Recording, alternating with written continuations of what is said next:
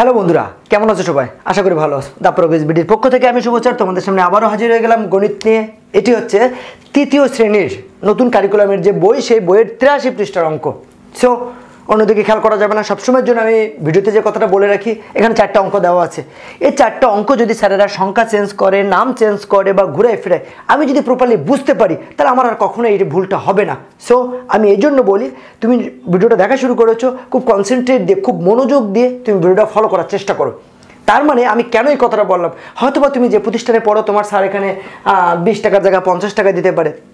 আমি অঙ্কের ক্ষেত্রে যে নিয়মটা সবসময়ের জন্য বলি, এই জামাটা এখন গায়ে দেওয়া, এটা যদি তোমার গায়ে যেটা দেওয়া আছে ওটা যদি আমি গায়ে দিই, তোমাকে কেউ শুভ স্যার বলবে না, আমাকে তোমার নাম ধরে কেউ ডাকবে না। তার মানে কি, আমরা যে দুজন ব্যক্তি, আমরা কিন্তু কখনো বদল হব না। অঙ্কের ক্ষেত্রে ঠিক তাই, নিয়ম বদল হয় না, শুধু সংখ্যা বা নাম পরিবর্তন হয়। ওকে, সো লেটস গো। আগে প্রথম প্রশ্নটা পড়ি। প্রশ্ন পড়ার গুরুত্ব এখানে, প্রশ্ন পড়ে তুমি যদি ধরতে পারো তাহলে অঙ্কটা করতে তোমার জন্য সহজ হবে, সুবিধা হবে। ওকে, একটি পেন্সিলের দাম 20 টাকা। কয়টি? একটি পেন্সিলের দাম কত টাকা? 20 টাকা। ও 5টি খাতার দাম 150 টাকা। একটি পেন্সিলের দাম দেওয়া আছে আর 5টি খাতার দাম। 5টি পেন্সিল ও 5টি খাতা কিনতে কত টাকা লাগবে? তোমার মানে তুমি দোকানে গেছো, 5টি পেন্সিল ও 5টি খাতা কিনছো, সেক্ষেত্রে তোমার কত টাকা লাগবে? দাম কিন্তু একটা উল্লেখ করা আছে, একটি পেন্সিলের দাম দেওয়া আছে। বাবা, প্রথম কাজ কি, যেহেতু একটি পেন্সিলের দাম দেওয়া আছে, পেন্সিল তুমি কিনবে কয়টি? 5টি। তাহলে একটি পেন্সিলের, একটি জিনিসের দাম দেওয়া থাকলে তার থেকে বেশি কিছু দাম বের করতে হলে চোখ বন্ধ করে গুণ করতে হয়। আমরা গুণ বা ভাগের ক্ষেত্রে এই গুরুত্বপূর্ণ পয়েন্টটা কিন্তু আমরা সবাই জানি, বা এটা আমি অনেকগুলো ভিডিও দিয়েছি যেহেতু মানে মনে রাখার ক্ষেত্রে সহজ উপায় হিসেবে। আবারও বলি, একটির উল্লেখ থাকলে তার থেকে বেশি কিছু দাম বের করতে হলে চোখ বন্ধ করে গুণ। আবার যদি বেশি কোনো কিছু দাম দেওয়া থাকে, তার থেকে কম কিছু, মানে একটির দাম বাদ, মানে প্রথমত একটির দাম বের করতে হয়, বের করতে হলে চোখ বন্ধ করে ভাগ করতে হবে। সো আমরা প্রথমে চলে গেলাম। হ্যাঁ, লেটস গো। সমাধান কি লিখবো বাবা? একটি পেন্সিলের দাম যেহেতু দেওয়া আছে, এখানে লিখলাম একটি পেন্সিলের দাম।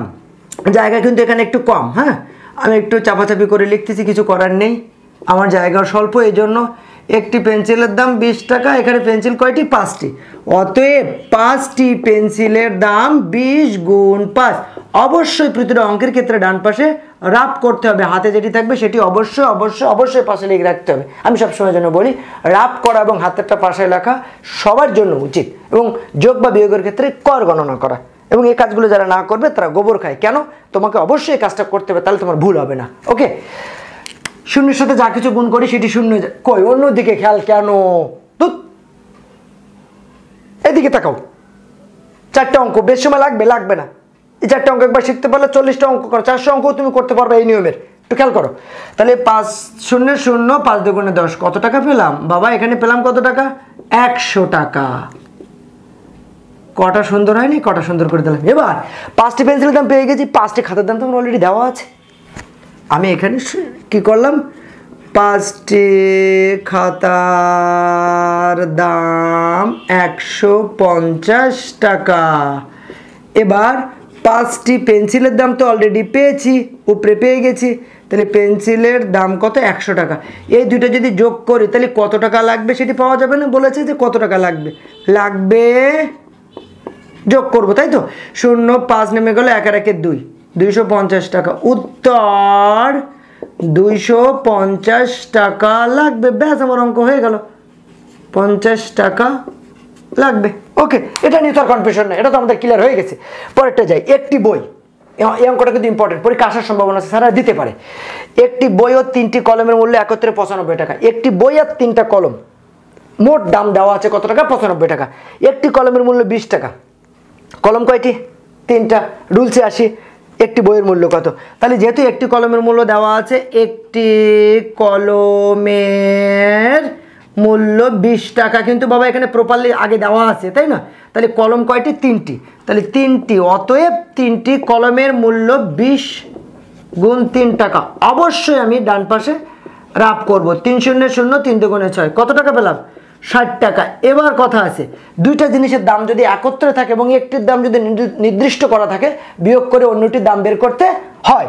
তাহলে এখানে লিখব একটি বই ও 3টি কলমের মূল্য, 3টি কলমের মূল্য একত্রে কত টাকা? 95 টাকা, তাই না? তাহলে এর ভিতরে আমরা অলরেডি তিনটি কলমের মূল্য পেয়ে গেছি। তা তিনটি কলমের মূল্য পেয়েছি 60 টাকা। এটা যদি আমরা বিয়োগ করে দেই, তাহলে বিয়োগ করে দিলে আমরা কি পাবো? একটি বইয়ের মূল্য। তাহলে লিখলাম একটি বইয়ের মূল্য 5, 3 আর কত হলে 6 আর কত হলে 9, 7, 8, 9, 3 হলে 95 টাকা। ব্যাস। কত টাকা? 35 টাকা। 95 টাকা না তো, 95 টাকা তো মোট দাম ছিল। তার থেকে আমরা কি করেছি, তিনটা কলমের মূল্য বিয়োগ করে দিলাম, দিলে বাকি যেটা থাকে সেটা হচ্ছে একটি বইয়ের মূল্য। ওকে, কত টাকা? উত্তরে লিখবো কত টাকা বাবা? 35 টাকা। কিসের মূল্য? এটা হচ্ছে বইয়ের মূল্য। কিসের মূল্য? বইয়ের মূল্য। নেক্সট, আগে প্রশ্ন পড়ি। একটি তাকে 42টি বই রাখা যায়। বইয়ের তাক তো কম বেশি সবার বাসায় আছে বা আমরা লাইব্রেরিতে দেখি, এটা আমরা কমনভাবে জানি।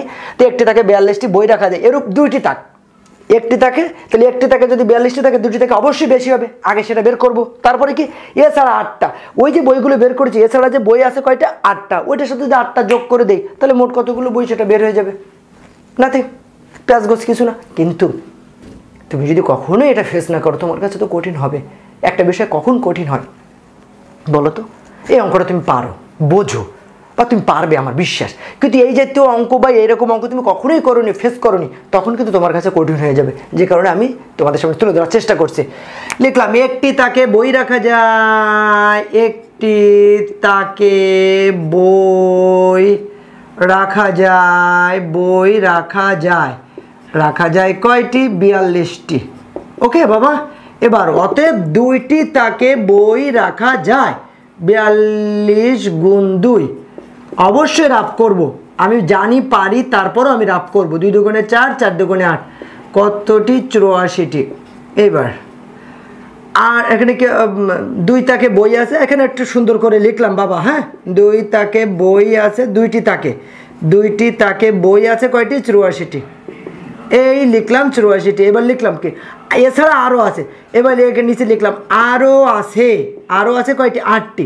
এইটা যদি যোগ করে দেই, তাহলে আমরা মোট কতগুলো বই সেটি আমরা পেয়ে যাব। তাহলে 8, 9, 10, 11, 12, অবশ্যই কর গণনা। আমি আবারও বলেছি, বারবার বলি, সবসময়ের জন্য বলি, যোগ বা বিয়োগ করার ক্ষেত্রে অবশ্যই কর গণনা করবে। তুমি যত ভালো স্টুডেন্ট হও না কেন, কর গণনা করলে তোমার সেটি আর ভুল হবে না। সেটা সম্পর্কে তোমার পরিপূর্ণ, মানে তুমি চোখের সামনে অ্যাবসেন্টমেন্টে আমরা ভুল করি, কিন্তু কর গণনা করলে সে ভুলটা আর হয় না। তো এখন কি করলাম, 8, 9, 10, 11, 12, 12 2 হাতে আমার 1, হাতে যেটি থাকবে সেটি পাশে লিখে রাখতে হবে। 8 আর 1 কত? 9, 92টি। উত্তর 92টি বই। এখন কি অঙ্ক শেষ? এই আরেকটা আছে না, এটা বেশ সময় লাগবে না, একটু পড়ি। ফয়সাল নামে একটা ছেলে, সে প্রতি মাসে 120 টাকা করে বৃত্তি পায়। মনে করো সে প্রাইমারি স্কুলে পড়ে, সেই স্কুল থেকে তাকে বৃত্তি দেওয়া হয়। তো সে 120 টাকা বৃত্তি পায়। তার 12 মাসে যে টাকা সে পায়, মানে এক মাসে 120 টাকা পাচ্ছে, তাহলে 12 মাসে সে বেশি পাবে। ওই টাকাটা আমাদের বের করতে হবে। সেখান থেকে সে তার বোনকে আবার 120 টাকা দিয়েছে। বাবা, এক মাসে পেলো এত টাকা, 12 মাসে পেলো, তারপরে ওই টাকা থেকে সে বোনকে আবার দিয়েছে। তা দেওয়া নেওয়ার হিসাব কি? তুমি যদি আমাকে দাও, মনে করো আমার 5 টাকা আছে, তুমি আমাকে 10 টাকা দিয়েছো, আমার টাকা বাড়বে। বা আমার কাছে 5 টাকা আছে, আমি যদি তোমাকে 2 টাকা দিই, তাহলে কমবে। তুমি আমাকে দিলে, আমাকে যদি কেউ দেয় তখন আমার বাড়ে, আর আমি যদি কাউকে দিই তখন আমি কমবে আর কি। আমাকে দিলে যোগ হচ্ছে, আর আমি যদি কাউকে দিই সেটা হচ্ছে বিয়োগ হচ্ছে। কি লিখবো? এক মাসে বৃত্তি পায়, এক মাসে বৃত্তি পায় 120 টাকা। কত টাকা? তাহলে এখানে 12 মাসে অবশ্যই বেশি হবে না? তাহলে 120 গুণ এই 12 টাকা। অবশ্যই ডান পাশে কি করব? রাফ করব। করলাম রাফ। 2 শূন্য 0, 2 দুগুণে 4, 2 1 2। দ্বিতীয় লাইনে গুণের বেলায় নিয়মের 0 দিলাম, নিয়মের 0, 1 0 0, 2 1 2, 1 1 1, 0 4, 2 দুগুণে 4, কত হলো বাবা? 1440 টাকা। এইবার এই টাকা থেকে সে বোনকে দিয়েছে, তাই না? ফয়সাল, ওর নাম লিখে দিলাম। হ্যাঁ, ফয়সাল বৃত্তি পায়। বৃত্তি হিসেবে পায় কত টাকা? বৃত্তিতে পায় হচ্ছে 1440 টাকা। এইবার বোনকে দেয়, রিনাকে দেয়। তার বোন হচ্ছে রিনাকে দেয় কত টাকা? 120 টাকা। তাই রিনাকে যদি 120 টাকা দেয়, সেটা যদি আমরা বিয়োগ করি, তখন আমরা পাবো না এখানে অবশিষ্ট কত টাকা থাকে, সেটি পাবো না? পাবো না, অবশ্যই পাবো। অবশিষ্ট থাকে 0, 2 আর কত হলো 4, 2 3 4, 2 হলে 1 আর কত হলো 4, 1 2 3 4 3 হলে এক বসে গেল, 1320 টাকা থাকে। উত্তর 1320 টাকা, 1320 টাকা। ওকে বাবা, এইটা ছিল আমাদের 83 পৃষ্ঠার 4টা গুরুত্বপূর্ণ অঙ্ক। এই অঙ্কগুলো, হ্যাঁ, বিশেষ করে অঙ্ক বিষয়টা এরকমই যে তুমি যত বেশি প্র্যাকটিস করবে, তুমি যত বেশি মানে অঙ্ক করবে, তুমি তত শিখতে পারবে। এখন অনেক সময় আমরা অনীহা করি, পারি তো, করা লাগবে না, কিন্তু সেটা কোনো বিষয় না। এই জিনিসটা কিন্তু খুব নেগেটিভ। তুমি পারো, কিন্তু তুমি মানে চিন্তা করছো একবারে পরীক্ষায় করবো বা কোনো স্যারে করতে দিলে করবো, তুমি নিজের থেকে প্র্যাকটিস করো, এটা কিন্তু খুব ব্যাড একটা হ্যাবিট। না, এই হ্যাবিট থেকে বেরোতে হবে। তুমি পারলেও সেই জিনিসটা করো। তুমি যত বেশি করবে গণিতের ক্ষেত্রে, তুমি যত বেশি প্র্যাকটিস করবে, তত বেশি তোমার এক্সপিরিয়েন্স গেদার করবে, তুমি তত বেশি শিখতে পারবে। ঠিক আছে, ভালো থেকো সবাই। আমি কন্টিনিউ ভিডিও দেওয়ার চেষ্টা করছি, শুধুমাত্র এটা না, আমি 1 থেকে 5 পর্যন্ত সকল বিষয়ের হার্ড অ্যান্সার ট্রাই করছি। আবার মাঝখানে ছুটি গেল, আবার কন্টিনিউ করার চেষ্টা করছি। তোমরা ঠিকমতো পড়াশোনা করবে, অবশ্যই আব্বা আম্মুর কথা শুনবে। তোমরা কিন্তু জানো এখন কিন্তু প্রতিটা প্রতিষ্ঠানে মূল্যায়ন নেওয়ার একটা পরিকল্পনা করেছে। তো পরিকল্পনা করলে সেক্ষেত্রে তুমি যদি নিজেকে প্রস্তুত না করো, তাহলে সেক্ষেত্রে কিন্তু তুমি এলোমেলো করে ফেলবে, ভুল করে বসবে। সুতরাং তোমাকে প্রস্তুত থাকতে হবে। ওকে, ভালো থেকো বাবা, বাই বাই, টাটা।